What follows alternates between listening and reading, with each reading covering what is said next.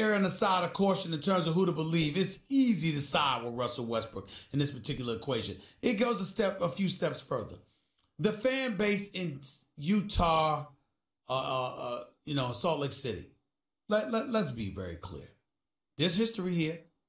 There's history of some issues, some problems that you've had in terms of the rabid fan base available to you all and how you react. We've also, listen, it's the only game in town. You ain't got no football team. You ain't got no basketball team. You don't have that. You do not have that. Okay? And you got fans that come out there, and even though they're stringent with their rules about excessive alcohol use, and security in Utah, from what I'm told, does an excellent job of really piping down on that stuff and making sure they're relatively restrictive in the amount of alcohol people are consuming at these games. Nevertheless, sometimes alcohol is involved. But the rabid fan base that exists in Utah, Dennis Rodman, Allen Iverson, Russell Westbrook on numerous occasions, along with various other athletes, it can get ugly there. So this dude, Shane Keisel, stop lying. Just stop lying.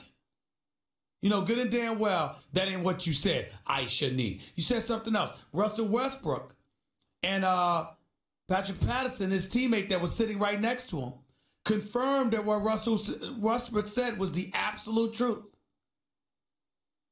Something along the lines, what was it, Nuno? Get on your knees like you've done in the past. Russell Westbrook absorbed that as racial overtones or undertones. He had a problem with it. And that was the only thing that was said to him. And what he said, I've been in the league 11 years. I ain't get in trouble. I don't bother anybody. It's true.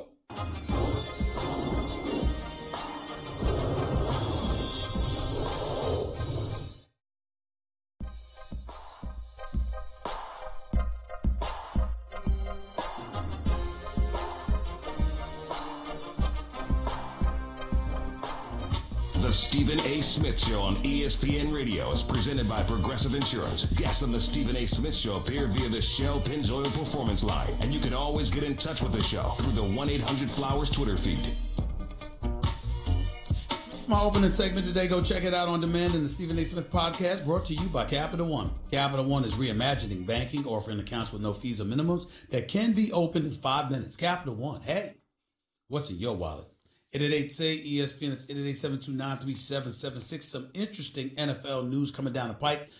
Former Seattle Seahawks safety Earl Thomas, all-pro safety, intends to sign a 4-year, $55 million contract with the Baltimore Ravens. A league source told ESPN's Adam Schefter, I cannot express enough how happy I am for this man. According to the source, the deal includes $32 million in fully guaranteed dollars at signing. The deal includes $22 million coming in the first 9 months. This is what Earl Thomas wanted. This is what he has deserved. I am incredibly happy for him. This is a guy that wanted to hold out but came on the field, and obviously he wanted guaranteed dollars because he was scared of getting hurt. And sure enough, that's exactly what happened to him. He got hurt when he gave the middle finger to the Seattle Seahawks, who didn't take care of him, that wanted him to go out there without the guarantees. That's what ticked him off. I wouldn't have threw the middle finger at them, but I didn't blame him for his anger. But basically, the Baltimore Ravens got him, and they got a former Saints running back, Mark Ingram, who intends to sign a 3-year, $15 million deal with the Ravens, a source told our very own Adam Schefter and Diana Rossini. By the way, here's the deal. I don't know what the New Orleans Saints was thinking signing Latavius Murray. I like Murray, but that 4-year deal again, I don't know about that one. And I like the chemistry between Ingram and Kamara. Now, I know Ingram got himself suspended, got into a little trouble. I got all of that. But I liked Ingram in New Orleans. It's going to be real interesting to see what he does for Baltimore. They're a rough and rugged franchise, and I'm telling you right now, that Earl Thomas essentially is replacing Eric Weddle. They still got to find a way to replace Suggs and a couple of other cats, Mosley and those boys, but I like the Ravens. They didn't want to lose C.J. Mosley. They didn't want to lose him. Okay? But he ended up signing with the Jets, and now you've got a situation where, hey, they replace him with Earl Thomas. That ain't bad. Not replace Mosley, I'm sorry. Weddle with Earl Thomas. They still got to replace Mosley, and they got to replace Suggs. Getting back to the New York Jets and the Giants, listen, as it pertains to the Giants and Odell Beckham Jr., considering how dormant their situation is, I don't blame Odell Beckham Jr. Rather should be happy that he's gone. Because all the Giants are going to do is lose again. And all he was going to do is elevate his level of frustration. Why bother? I don't believe in Gettleman. I don't believe in Shermer. I'm not knocking Shermer as a football mind. I'm just saying that I don't consider him head coaching material. To me, he wasn't worthy of the head coaching job. Maybe as a coordinator, but not the head coaching job. In the case of Gettleman, listen, God bless him because I know he's battled some health issues, battling cancer. As a person that lost my mom to that, I'm highly sensitive to that, and my prayers are with him every day. But I never appreciated the tail end of his job at Carolina when he let Josh Norman go and didn't have a backup plan. And I don't appreciate the job that he's done thus far with the New York Giants.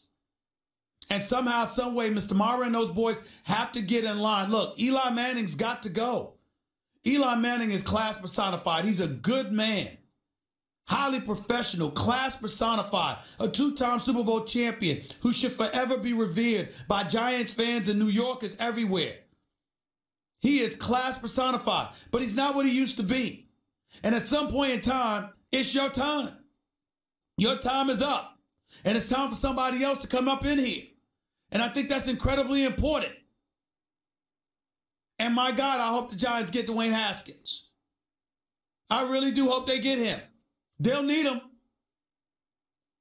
Because right now, all they've got is Saquon. There's nothing to brag on about. The way the Giants are looking on paper right now, they'll be lucky to win 4 games. As it pertains to the Cleveland Browns, on paper, you should win the AFC North. On paper, you should be a contender for the crown. On paper, with Myles Garrett anchoring your defense, you got Olivia Vernon, you could get to the quarterback. You know how I feel about Denzel Ward. He's a stud. I get it. Cleveland's doing some special things. And on offense, to have Baker Mayfield and to have Jarvis Landry and to add Odell Beckham Jr.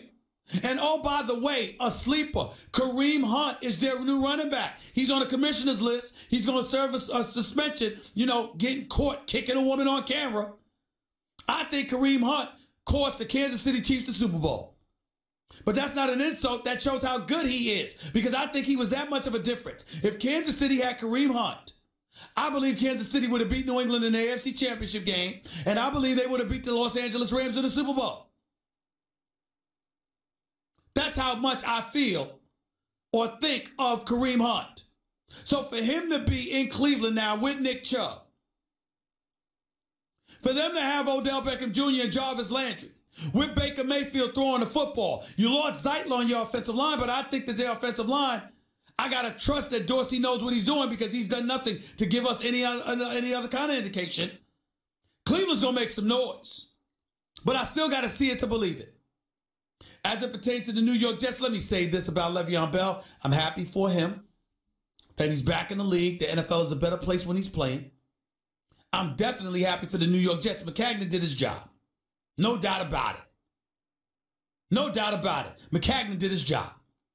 But there is a flip side. And the flip side is this. Le'Veon Bell passed up on a $14.5 million franchise tag that the Steelers wanted him to sign to play last year. He sat out the entire season, 2018. He did so because he said he wanted to establish a new market. He didn't want to be labeled just a running back. He was the second leading receiver the last time we saw him in the Pittsburgh Steelers uniform. 85 receptions, second to only Antonio Brown on the Steelers that year. He's a hybrid, and he wanted to be considered and judged as such, as opposed to being marginalized as a running back and paid accordingly. He didn't accomplish that here with this deal, netting him $35 million in guaranteed dollars from the New York Jets.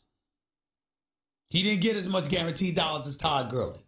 He didn't blow up the market by averaging over $16 million a year as a multifaceted hybrid football player. So his goals ultimately were not accomplished, even though he's getting paid. That much needs to be said. But I definitely think he helps the Jets exponentially. And it's going to be real interesting to see what they do this year. Let's get to the phone. Scott, you're live with Stephen A. Talk to me. Hey, Stephen A. long-time listener, first-time caller. Thank you. And I got to say, I really respect you, even though we don't always see eye to eye.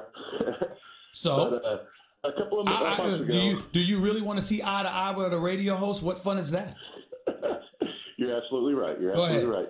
A couple of months ago, back when the Giants said they were keeping Eli, I wanted to call in and say, what if they are just waiting not for Dwayne Haskins, but next year? I mean, can you see Tua or Trevor Lawrence? Maybe. Here's my question. I have no problem with that wait and see approach if it's under normal circumstances. But the Giants have stunk long enough.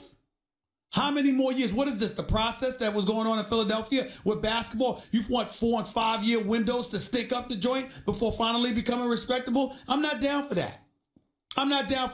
If you didn't have picks and you didn't have a talent like Saquon Barkley, that would be different. But you do have Saquon Barkley. You had Odell Beckham Jr. You gave him up. You got a first-round pick, number 6 overall. You got a first-round pick, number 17 overall. You've got a third-round pick. Plus, you got Jabril Peppers. The fact of the matter is that do something with them.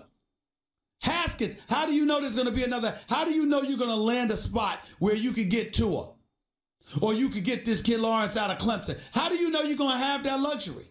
You don't. You're so I'm going. Right. So if I know I could get Haskins, I'm going to grab Haskins. He's no scrub. The man threw 50 touchdowns last year.